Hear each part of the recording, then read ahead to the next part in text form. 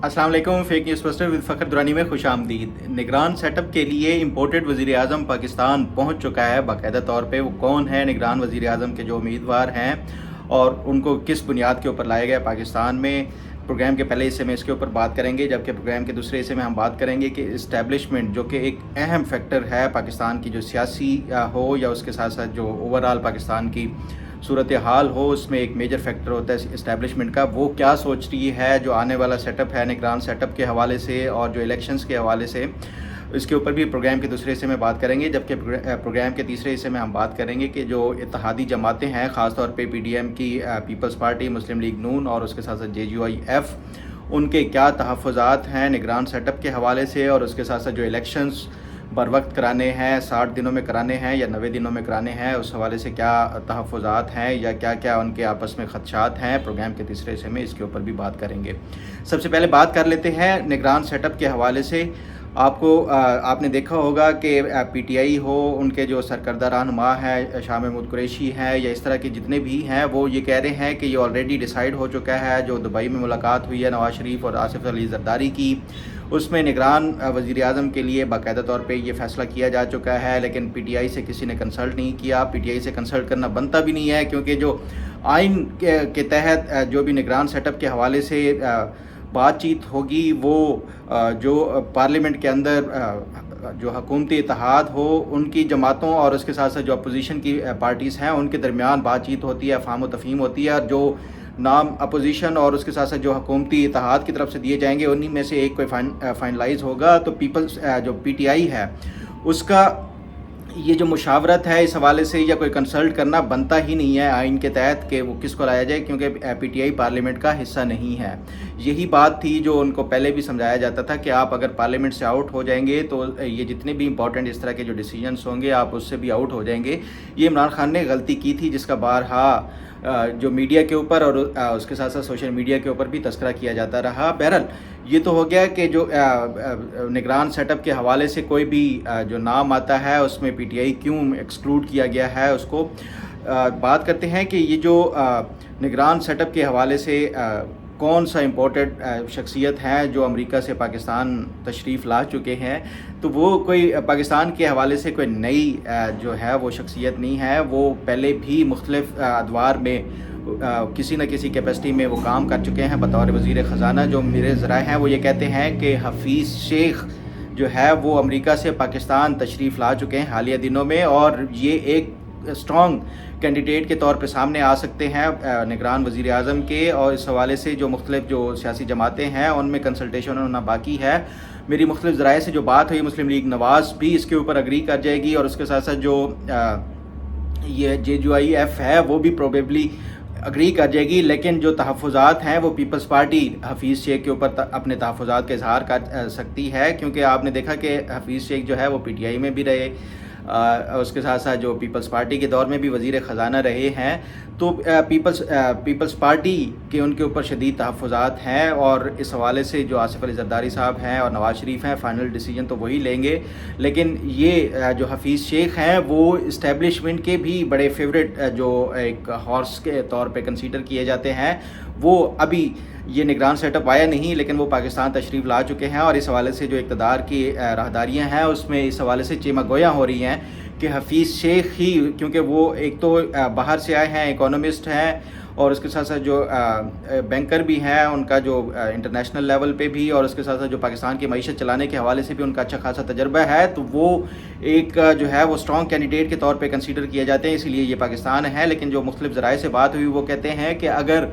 ये निगरान वज़ीर आज़म के हवाले से कोई कंसेंसस डेवलप ना हुआ, जो इत्तेहादी जमातें हैं ख़ासतौर पे पीपल्स पार्टी के दरमियान और मुस्लिम लीग नवाज़ के दरमियान, तो फिर इनको वज़ारत ख़जाना का जो कलमदान है वो भी सौंपा जा सकता है, क्योंकि जो IMF के साथ मुआहदा किया गया है उसमें भी बड़ी जो स्ट्रिक्ट कंडीशंस हैं, और इस हवाले से जो IMF के तहफ़्फ़ुज़ात भी थे कि ये जो इसकी जो 9th रिव्यू था उसकी इम्प्लीमेंटेशन के हवाले से किस तरह वो किया जाएगा। तो हफीज़ शेख, क्योंकि IMF के साथ भी उनका पुराना ताल्लुक़ है, तो हफीज़ शेख एक अहम जो है वो अगर वज़ारत उज़्मा के हवाले से ना भी हुआ तो वज़ारत ख़जाना का उनको कलमदान सौंपा जा सकता है। زیادہ چانسز یہی ہیں کہ ان کو وزارت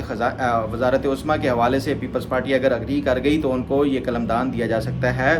جو آنے والے سیٹ اپ میں. اب یہ کیا اس کے اوپر تمام سیاسی جماعتیں جو ہیں، خاص طور پہ اتحادی جماعتیں، وہ کیا فیصلہ کرتی ہیں، اس حوالے سے آپ نے دیکھا ہوگا کہ راجہ ریاض صاحب کا بھی ایک دو دن پہلے بیان آیا ہے کہ انہوں نے ابھی اس کے حوالے سے جو نام ہے وہ غور و خوض کرنا شروع کر دیا ہے، لیکن وہ کسی کی جو ہے بات نہیں سنیں گے اور اپنے جو نام ہوں گے وہی شیئر کریں گے جو ایک آئینی پروسیس ہے اس کے تحت. تو راجہ ریاض شیخ صاحب بھی جو ہیں وہ بڑے متحرک ہو گئے ہیں نگران وزیر اعظم بنانے کے حوالے سے جو نام ہے ان کو کہ کس کو سلیکٹ کیا جائے. اس حوالے سے جو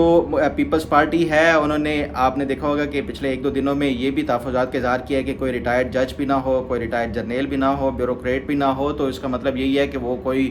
یہ چاہتے ہیں کہ کوئی اس طرح کا جو پولیٹیکل جو ہے وہ لیڈر ہو جو کسی جماعت سے جو وابستگی اس کی نہ ہو اور وہی نگران وزیر اعظم ہو. اس حوالے سے جو اسلام آباد میں اقتدار کی جو راہداریاں ہیں اس حوالے سے ایک اور نام جو بڑا امپورٹنٹ آج کل میڈیا اور سوشل میڈیا کے اوپر سرکولیٹ ہو رہا ہے وہ ہے شاہد خاقان عباسی صاحب کا. وہ بھی اس حوالے سے جو ان کے اچھے کریڈنشلز ہیں، وہ سابق وزیر اعظم بھی رہ چکے ہیں، اچھے جو معیشت کو بھی اچھی طرح سے سمجھتے ہیں اور اس کے ساتھ ساتھ جو ملکی نظام ہے وہ چلانے کے حوالے سے بھی ان کا جو پرانا ایک تجربہ ہے بطور پارلیمنٹیرین وہ بھی کام آ سکتا ہے. لیکن اب دیکھنا یہ ہے کہ مسلم لیگ نون ہو، اس کے ساتھ ساتھ جو پیپلز پارٹی ہے، JUIF ہے، اور ساتھ ہی اپوزیشن تو راجہ ریاض اس پہ بھلا کیا وہ کر سکتے ہیں، لیکن مین جو اس میں امپورٹنٹ چیز ہے وہ اسٹیبلشمنٹ ہے. اسٹیبلشمنٹ کیا وہ بھی ان کو جو ہے وہ ایکسیپٹ کرتی ہے یا نہیں کرتی. اس حوالے سے میں نہیں سمجھتا کہ جو اسٹیبلشمنٹ ہے وہ شاہد خاقان عباسی کے نام کے اوپر کوئی جو ہے وہ لگائے گی اس طرح کا کہ وہ ان کو منظور نہیں ہے. لیکن یہ تو آنے والے دنوں میں ہے. مختلف جو لوگ ہیں، مختلف جو سیاستدان ہیں، میری ان سے بات ہوئی، وہ یہ کہتے ہیں کہ یہ جتنے بھی نام ہے اس حوالے سے کوئی باقاعدہ طور پہ غور و خوض ہی نہیں کیا گیا. جو باقاعدہ جب اس کے اوپر پروسیس شروع ہوگا تو اس کے بعد ہی یہ ڈیسائیڈ کیا جائے گا کہ کون سے نام ہیں جو اتحادی جماعتیں ہیں ان کی طرف سے اور کون سے نام ہیں جو اپوزیشن کی طرف سے سجیسٹ کیے جاتے ہیں. بہرحال حفیظ شیخ صاحب پاکستان تشریف لا چکے ہیں. وہ ان کو کیا آگے جو نگران سیٹ اپ ہے اس میں کیا کوئی عہدہ دیا جاتا ہے یا کیا ان کو نگران وزیر اعظم بنایا جاتا ہے یا نگران وزیر خزانہ بنایا جاتا ہے، یہ تو آنے والے دنوں میں ہی کنفرم ہو جائے گا. اب بات کر لیتے ہیں جو اسٹیبلشمنٹ کیا سوچ رہی ہے اس حوالے سے. جو میری مختلف ذرائع سے بات ہوئی ہے وہ یہ کہتے ہیں کہ اسٹیبلشمنٹ نے ابھی فی الحال اس حوالے سے جو نگران سیٹ اپ ہے اس میں کس کو لانا ہے، کس شخصیت کو یا کس پولیٹیشین یا اکانومسٹ کو بطور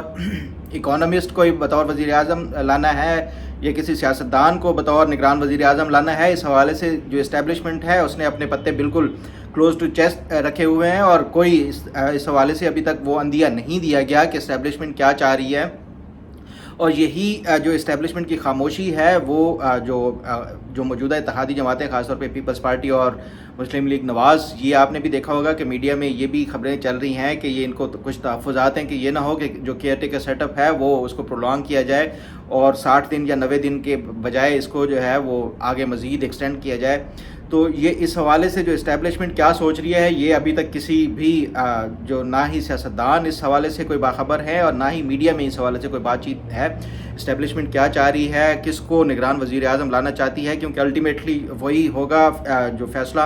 یہ جو جتنی بھی سیاسی جماعتیں ہیں یہ جو بھی نام وہ فائنلائز کر لیں لیکن ہوگا وہی جو اسٹیبلشمنٹ کی منظوری سے ہوگا. اگر وہ نہیں چاہیں گے کسی ایسے شخص کو نگران وزیر اعظم کے طور پہ تو وہ جو سیاسی جماعتیں ہیں وہ بالکل بھی میرا نہیں خیال کہ وہ تعینات کر سکتے ہیں نگران وزیر اعظم کے طور پہ. آنے والے دنوں میں یہ بھی کلیئر ہو جائے گا کہ اسٹیبلشمنٹ کے مائنڈ میں کیا ہے. اب بڑھتے ہیں پروگرام کے تیسرے حصے کی طرف کہ یہ جو الیکشنز کے حوالے سے جو تحفظات ہیں خاص طور پہ پیپلز پارٹی، مسلم لیگ نواز اور JUIF کے درمیان کہ الیکشنز 60 دنوں میں ہونے چاہیے یا 90 دنوں میں ہونے چاہیے، یہ بہرحال ابھی تک ان کے درمیان تحفظات ہیں. پیپلز پارٹی یہ چاہ رہی ہے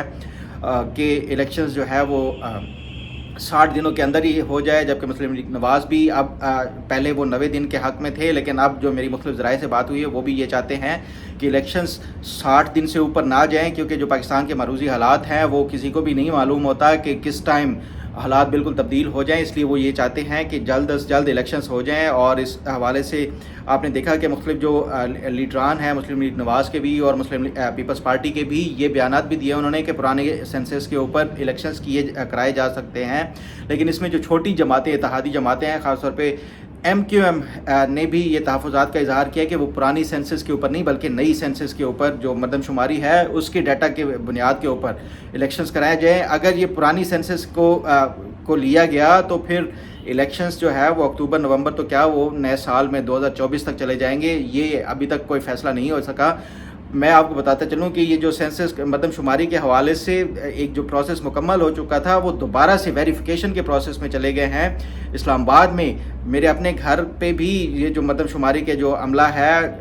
ये दोबारा से वापस आए हैं और ये बता रहे हैं कि वो काउंटर वेरिफिकेशन के लिए ये डाटा जो भी वो किया गया है उसको वेरीफाई कर रहे हैं। तो ये लगता ऐसे है कि जो सेंसस का प्रोसेस है वो ये इतनी जल्दी कोई मुकम्मल होने वाला नहीं है। और अगर ये ना हुआ और इत्तेहादी जमातें जो है इसके ऊपर पुराने सेंसस के ऊपर राज़ी ना हुए तो फिर अल्टीमेटली इलेक्शंस जो है वो अगले साल तक जा सकते हैं, जो ये बड़ी जमातें हैं मुस्लिम लीग नवाज़ और पीपल्स पार्टी ये कभी भी नहीं चाहेंगी कि इलेक्शंस को डिले किया जाए, ख़ास तौर पे अगर ये असम्बलियाँ तहलील कर देते हैं। तो ये फ़ैसला होना भी बाकी है कि पुराने सेंसस के ऊपर ये तमाम सियासी जमातें राज़ी होती हैं या नहीं होती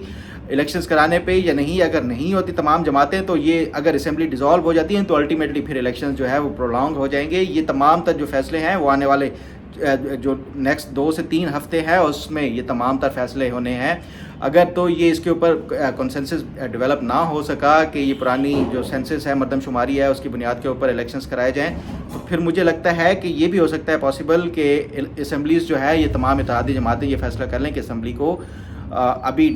जो डिज़ोल्व ना किया जाए। ये आने वाले चंद हफ़्तों में ये तमाम तर जो फ़ैसले हैं वो हो जाएंगे। जो अपडेट आती रहेगी इंशाल्लाह आपके साथ शेयर करते रहेंगे। उम्मीद है आपको आज का प्रोग्राम भी पसंद आएगा। अल्लाह ताला आपका हामी नासिर हो। अल्लाह हाफ़िज़।